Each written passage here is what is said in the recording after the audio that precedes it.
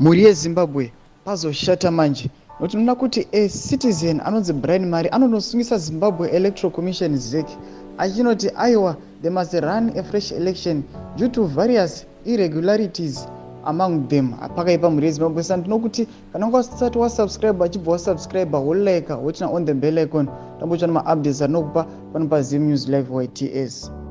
Aiwa mhuri yeZimbabwe sechatinogara uziva tese kuti TCC Citizen Coalition for Change Nelson CHAMISA ndiyo yakatanga kudispute achiti aiwa Zec yakariga ma-elections asi nhasi tinoona kuti a-citizen anonzi Brian Mari anonosungisa Zec kukoti unosvika chinoti hanzi I therefore seek a declaratory declaring that the action of the Zimbabwe Electoral Commission Mr. Luke Malava, Mr. Louis Uriri are not lawful. Direct Zimbabwe Electoral Commission to conduct fresh elections that comply with all principles and laws governing a democratic process. Saka ari achiti aiwa ma-elections akaitika mugore 2023 haasi kumita democratic process, hapana democracy yakaitika. Anoendera mberi achiti direct Zimbabwe Human Rights Commission to carry out an investigation on abuse of office and authority at parliament, Zec and courts.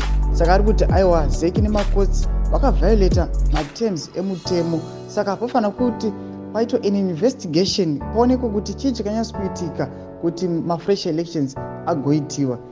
Saka anoendera mberi achiti I therefore seek a declaratory that directs Law Society to conduct an investigation on the conduct of its member in the relation of the obligation imposed on every person by Section 44 of the Constitution and binding in terms of the Section 45, and come up with a remedy that seeks to protect the rights in Section 67. Saka mhuri yeZimbabwe ndozvaari kutaura achiti aiwa ma-elections akaitika, ma-elections akabudiswa neZec gore 2023 aiwa ndeenhema. Saka mhuri yeZimbabwe ndoda kuti mumbouya timbokurukura furizomina comment section medu kuti munoti kudii pamusoro pe-citizen iyi inonosungisa Zec, kuti movie yakaita iri viable here, kuti zvinobudirira here, tinowina here, pane kumberi kwatinoenda here.